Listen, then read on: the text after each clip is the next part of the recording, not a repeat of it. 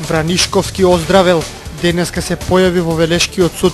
Продолжи да се брани по 10 од вкупно 14 точки од обвинението против него. 17 затворени дуќани од Саатот до Стармост. Малите бизниси се потешко успеваат во градот. Реакциите на возачите вродија со плот, се крпат градските улици.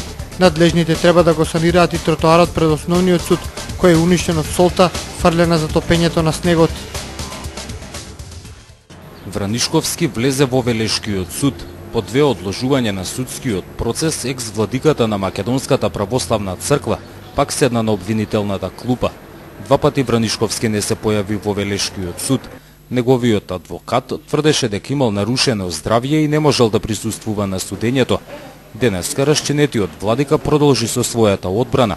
Се бранеше по 10 точки од вкупно 14. По ова се испрашуваа сведоците. Одбраната побара и нови сведоци, меѓу нив и жител на друга држава. Ние предлагаме докази што сметаме дека се многу релевантни и сметаме дека судот ќе ги прифати. Исто така неопходно е потребно да се изврши ново вештачење, за да може да во присуство на обвинетиот да се извршат и да се видат сите валидни и невалидни докази кои би можеле да бидат предмет на вештачење. Бидејќи во досегашниот тек на постапката на обвинетиот не му беше дозволено да учествува и да влегува во просториите на МПЦ и да учествува во едно такво вештачење. Пред околу 1 месец почна повтореното судење на Вранишковски. Обвинет е за злоупотреба на повеќе од 300.000 евра црковни пари. Според обвинението, со пари на верниците купувал луксузни автомобили, плаќал наемнини за станови во Грција и хотелски сместувања. Во својата одбрана, екс-владиката ги негираше обвинувањата. Тврдеше дека се што купувал останало во епархиите со кои раководел. Начинот на кој се трошеле парите бил идентичен како и во останатите епархии во тоа време. Поради ова, на почетокот на повтореното судење, објаснуваше дека процесот кој се води против него е политички. Инаку за околу 1 месец ќе застари делото за кое во моментов му се суди на поранешниот владика.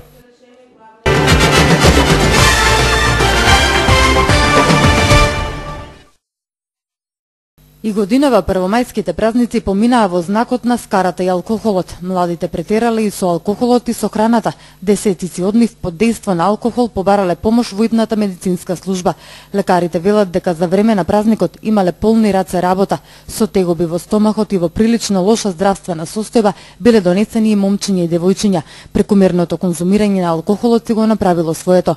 Невниманието на такви групни собири резултирало и со една сообраќајна незгода на патот кон Велешкото езеро. Во директен судир на автомобил и моторцикл повредени се 2 лица. За среќа поминале со полесни телесни повреди, но поради следење на нивната здравствена состојба задржани се на лекување во болница. Традиционално граѓаните на денот на трудот наместо на протести ги запоседнуваат околните ислетнички места.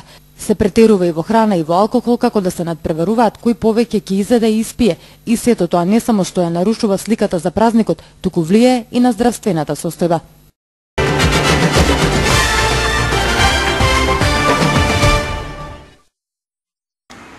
Малите бизниси се потешко успеваат во Велес.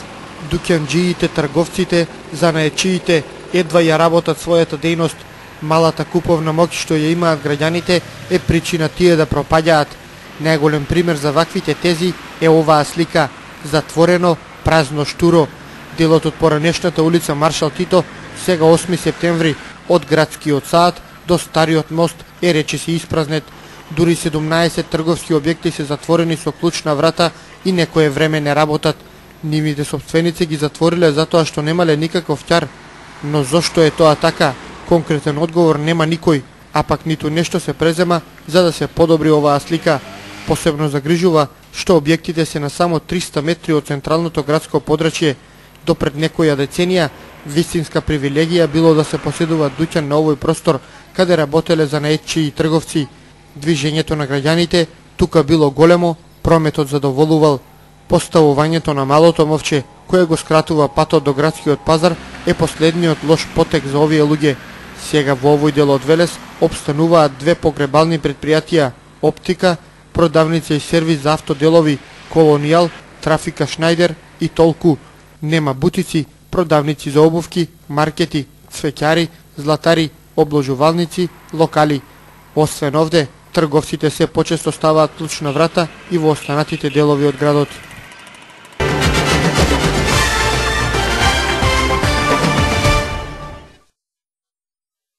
Возачите веќе нема да мораат да внимаваат и да ги кршат автомобилите возејќи по градските улици. Реакциите вродија со плод. Започна крпењето на сообраќајниците, се пополнуваат дупките. На почетокот се работи во централното градско подрачје, каде има најголема фреквенција, потоа работите ќе одат кон периферијата. Улиците еднаш беа закрпени со ладен асфалт, меѓутоа тоа е само моментално решение. Сега со отпочнување на сезоната за производство на топол асфалт ќе почне крпење на ударните дупки.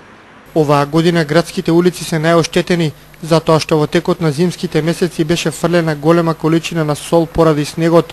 Во најлоша состојба е тротоарот пред основниот суд. Овде солта ги разјаде речиси половина од плочките. Градоначалникот Горан Петров ја констатира ситуацијата, но без конкретен одговор дали тие ќе се заменат со други.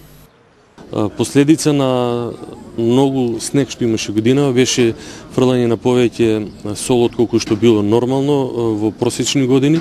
Меѓутоа солта има таква карактеристика што го разјадува асфалтот, што значи дека оваа година имаме поизразено оштетување на улиците. Одржувањето на улиците е дел од програмата за работа на општината.